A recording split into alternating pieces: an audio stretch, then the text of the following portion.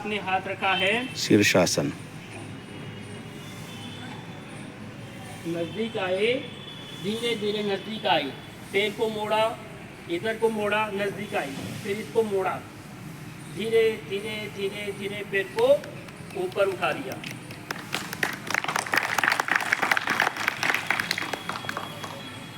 पाँव के पंजे सीधे,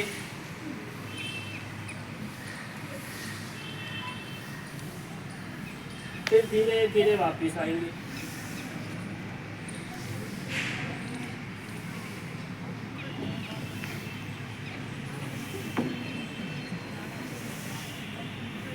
बहुत सुंदर। जब आते हैं तो एक बार यहाँ मुट्ठी बंद करेंगे, फिर दूसरी मुट्ठी बंद करेंगे, अपना सिर यहाँ पर रख देंगे बीच में, ताकि रक्त का प्रवाह नॉर्मल हो जाए। फिर गर्दन को उठाएंगे, आराम से बैठो। समझ आया?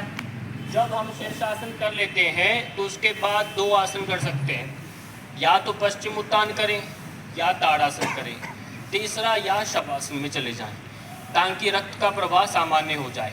एकदम से खड़े होकर भागना नहीं, बातें नहीं करना भी जैसे मैं कर रहा हूँ। ये अभ्यास से धीरे धीरे हम बात कर रहे हैं भी। अचानक आप लोग अभी नहीं करेंगे कोई बातचीत, नहीं तो मस्तिष्क के रोग लग जाते हैं फिर। ठीक है? तो प्रारंभ में बहुत सहजता से अभ्यास किया जाता है, क्योंकि पूरा नियंत्रण हमारे इधर से ही होता है। गलत गड़बड़ हुआ तो पूरा शरीर बिगड़ जाएगा। तो अब हम सभी शवासन में लेटेंगे। सभी शवासन में लेट जाओ 3 मिनट के लिए। सभी शवासन में लेट जाएं। शवासन में करवट लेकर के आराम से लेट जाएं। लेट जाइए सभी शवासन में। पैर खोल के रखो।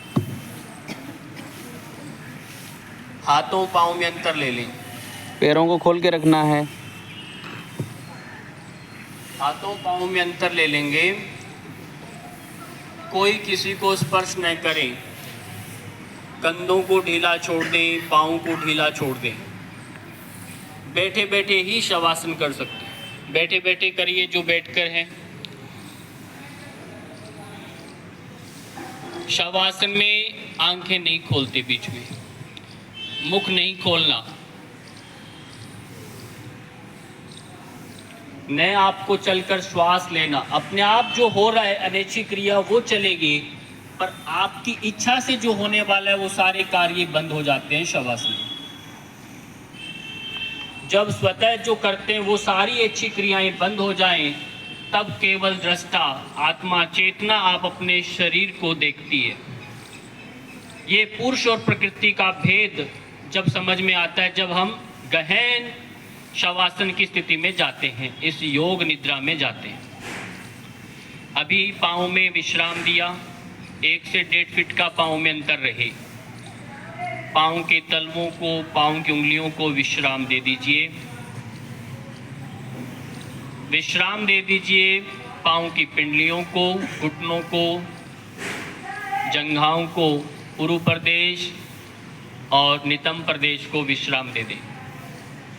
कटी प्रदेश को विश्राम दे दें। पूरा शरीर शिथिल हो जाए,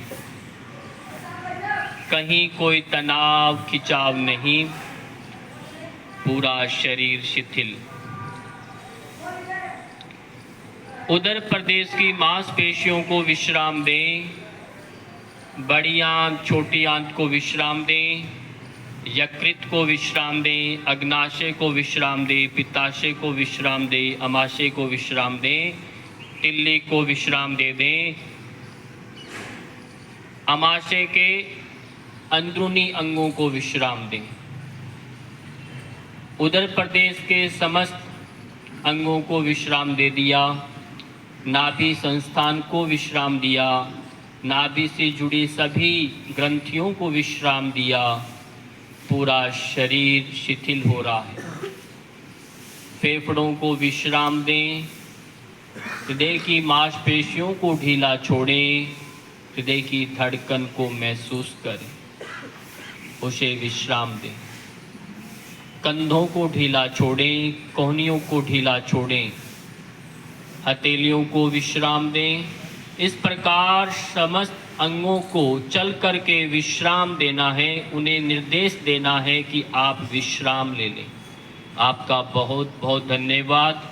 कृतज्ञता प्रकट करते हुए उन्हें विश्राम दें। आपने इतना साथ दिया, आपका बहुत धन्यवाद। रीढ़ की हड्डी को विश्राम दें। रीढ़ की हड्डी के प्रत्येक मनकों को, वर्टिब्रास को विश्राम दें। गर्दन, ग्रीवा प्रदेश को ढीला छोड़ें। मुखमंडल के समस्त अंगों को विश्राम दे दें। आंखों की पुतलियों को ढीला छोड़ें। दांतों को स्पर्श न कराएं, दांतों को विश्राम दें। जिह्वा को विश्राम दे दें।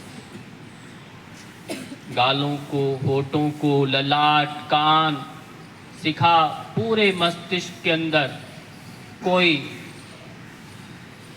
अकड़ न रहे, पूरा शरीर शिथिल हो जाए। जब इस प्रकार से विश्राम दे करके हम रात्रि को शयन करते हैं तो पूरा शरीर तरोताजा से भर जाता है। सुबह जब उठेंगे सारी कोशिकाएं तरोताजा हो जाएगी। वो कहेंगे, सारे अंग कहेंगे कि अब हमें दौड़ना है।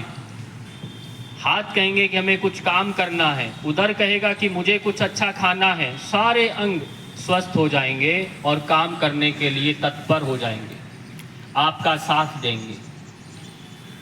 इससे चेतना उत्कर्ष करती है। चेतना का जो मुख्य प्रयोजन होता है वह सिद्ध होने लगता है, क्योंकि शरीर उसका साथ देता है। जब शरीर अपंग हो जाए, आलस्य से भर जाए, महर्षि पतंजलि ने जो व्याधियां बताई, चित्त के विक्षेप बताए, वो विक्षेप उत्पन्न होते हैं तो हमारी यात्रा अमंगल होने लगती है। महर्षि पतंजलि ने कहा, व्याधि त्यान संशये प्रमादालस्य विरति भ्रांति दर्शन लब्ध भूमित्वान अनवस्थित्वानि चित्त विक्षेपास्ते अंतरायाः। ये 9 प्रकार के चित्त के अंतराय बताए। तो इन समस्त अंतरायों में हम न फंसें, ये बाधा न बने, तो हम अपने शरीर को पूर्ण विश्राम देंगे, ताकि शरीर में न तो व्याधि आए, न स्त्यान हो, न संशय हो, न आलस्य आए, न प्रमाद आए। तो जब ये सब नहीं होगा तो आप इस सामान्य मानव से महामानव बन जाएंगे, नर से नारायण हो जाएंगे, मानव से माधव, इस सामान्य आत्मा से महात्मा बन जाएंगे। तो आपके अंदर देवत्व गुण बढ़ने लगेगा, आसुरीय संपदा का नाश होने लगेगा और देवीय संपदा बढ़ेगी। तो आप पूज्य हो जाएंगे, आप अमर हो जाएंगे। शरीर बदलेगा पर आपके कर्म, आपकी जो आचरण सतत लंबे समय तक, युगों पर्यंत मार्गदर्शन करेगा। इसी स्थिति में अब हम ओम का उच्चारण करेंगे, गहरी श्वास भरेंगे, 3 बार ओम की ध्वनि का नाद करेंगे। गहरी श्वास लें,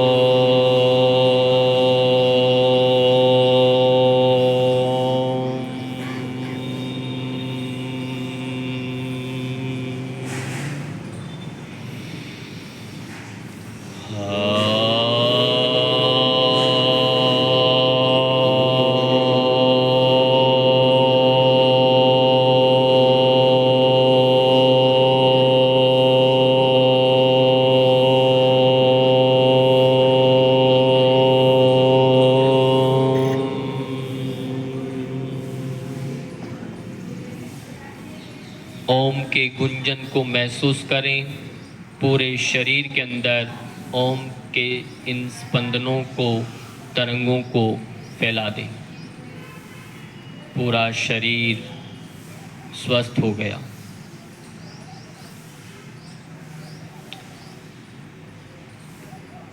धीरे धीरे हाथों पांव की उंगलियों को हिलाएं।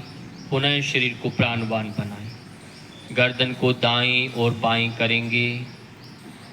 धीमी धीमी गति से बिना आवाज किए दोनों हाथों को पीछे लेकर आएं और ताड़ासन की भांति दोनों हाथों को ऊपर की ओर तानिए, पाँव को, पंजों को नीचे की ओर तानिए। पूरा शरीर खिंचाव में ऊपर और नीचे अच्छे से खिंचाव दें और फिर एक तरफ आराम से करवट लेकर के अपने स्थान पर बैठ जाएं। किसी भी ध्यानात्मक स्थिति में बातचीत न करें, गहन शांति की मुद्रा में और इस शांति का अनुभव करें। ज्ञान मुद्रा में बैठें, कंधे ढीले रहें, कमर सीधी रहें, आंखें बंद रहें। श्वास सामान्य, पूरा शरीर शिथिल है और चित्त शांत है। तदा द्रष्टु स्वरूपे अवस्थानम की स्थिति कुछ पलों के लिए आप स्वयं के अंदर हैं। दृष्टा आत्मा यानी स्वयं आप अंदर अपने स्वरूप में हैं। आप स्वाभाविक स्थिति में आ गए हैं।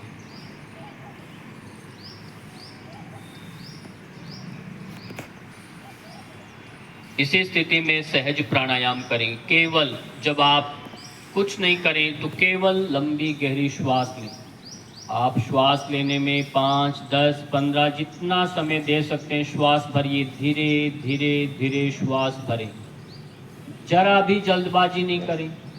श्वास भर रहा है, धीरे धीरे चल रहा है अंदर श्वास, और आप महसूस करें आपके फेफड़ों की जो पसलियां हैं, इन फेफड़ों के अंदर धीरे धीरे परिवर्तन आ रहा है। फेफड़े बाहर की तरफ